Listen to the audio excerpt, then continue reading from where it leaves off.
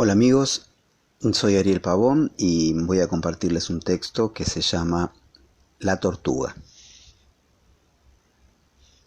Estaba en cuarto año cuando la profesora nos avisó que leeríamos El Quijote. Sentí, recuerdo, deseo y culpa.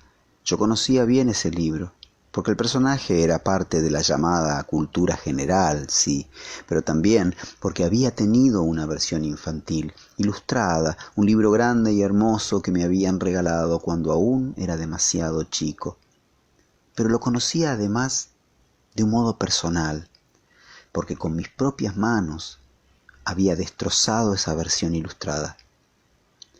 A mis padres les gustaba imaginar que yo iba a ser una persona distinguida, y si la distinción empieza en la cultura, qué mejor que regalarme el libro aquel que luego me leyeron en tardes otoñales, rodeados por los ladrillos sin revoque de la casa.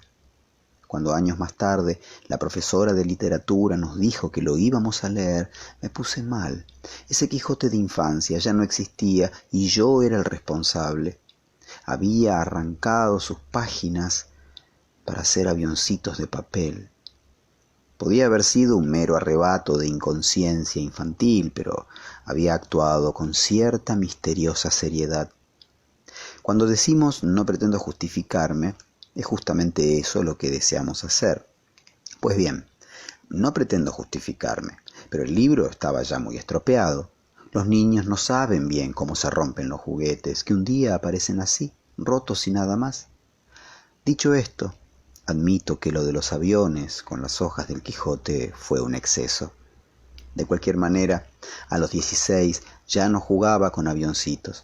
Empezaba a descubrir el doblez de todas las cosas, la trama del tapiz. El mundo podía ser al mismo tiempo una farsa y una tontería. ¿Es grave e irracional o está apoyado en elefantes y tortugas gigantescos? La escuela, que cada día me aburría más, no me daría esas respuestas, y la literatura que acababa de descubrir era aún asombro puro para mí, y no dejaba mucho espacio para la reflexión. Pues bien, quise tener ese libro en su versión completa, mi primera gran novela. Con unas cuantas fotocopias me habría arreglado, pero tener ese libro me parecía importante. Así que arriesgué un pedido de máxima. Exageré ante mi madre que la profesora era muy exigente y que leeríamos completo Don Quijote de la Mancha y que yo no lo tenía. Mamá, alarmada, fue a la librería y lo compró. Al volver, sacó el libro de una bolsa, rotundo como es, me lo tendió y me dijo, me salió 25 pesos. Con eso yo debía tener muy claro el enorme esfuerzo que significaba esa compra. Temí que además agregara lo que agregó después.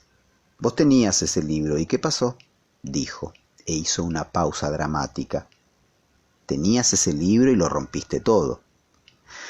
Ya podía zambullirme tranquilo en la vergüenza. Quise objetar que no era lo mismo, que el libro que yo tuve no era el monumento que ella me estaba entregando, que aquel era un libro infantil, sin la estatura de este ladrillo de 1300 páginas.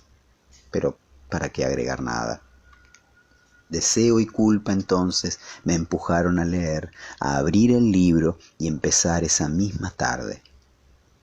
Cualquiera sabe que el Quijote, y no solo a los 16 años, requiere paciencia y amor, fervor previo, como diría Borges, pero también entereza. En mi caso, la entereza y el fervor los avivaba, digamos, el propósito de enmienda. Tardé 2 años en leer ese libro colosal. Cada tantas páginas lo interrumpía para leer otras cosas. A veces lo continuaba después de 6 o 7 libros más. Leí todo, hasta la más pequeña nota al pie. Como con un abuelo enfermo, fui amoroso y paciente con Don Quijote, ese viejo delirante del que todos se burlan al principio hasta que la realidad se pliega y no les queda más remedio que defender su locura, como si la verdad, ellos mismos, dependieran de esos desvaríos. 2 años anduve por Castilla con él y Sancho Panza, y el cura y el barbero, Dulcinea, los duques y Sansón Carrasco, como uno más de esa partida de locos. Hacía unos meses que trabajaba en una biblioteca cuando llegué al final. Fue un momento memorable. Lloré. No es algo que me ocurra con frecuencia con un libro, pero me ocurrió. Lloré de verdad. Siempre digo que fue porque al fin había terminado el mamotreto, pero es mentira. Lloré porque me había enamorado de Don Quijote y no quería que se fuera, porque Sancho lo quería tanto y porque el cura y el barbero andarían desorientados sin tener a quien salvar. Lloré por esos personajes que volaban a mi alrededor desde que yo los había convertido en avioncitos y descubrí una extraña conexión entre mi concentrado vandalismo de infancia y la lectura que acababa de terminar. Si yo había hecho volar por los aires a Don Quijote, a todos sus fantasmas, había sido por alguna incómoda sospecha que ahora venía a hacerse clara. Aquella colección de chifladuras, farsas e ingeniosidades eran más firmes que el suelo que pisaba. Nunca la literatura me había parecido algo tan serio. Había encontrado a la tortuga que sostiene el mundo.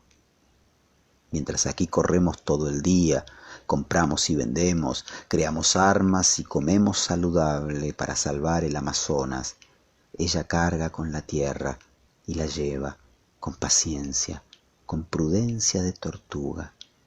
Nadie sabe a dónde, nadie sabe a dónde.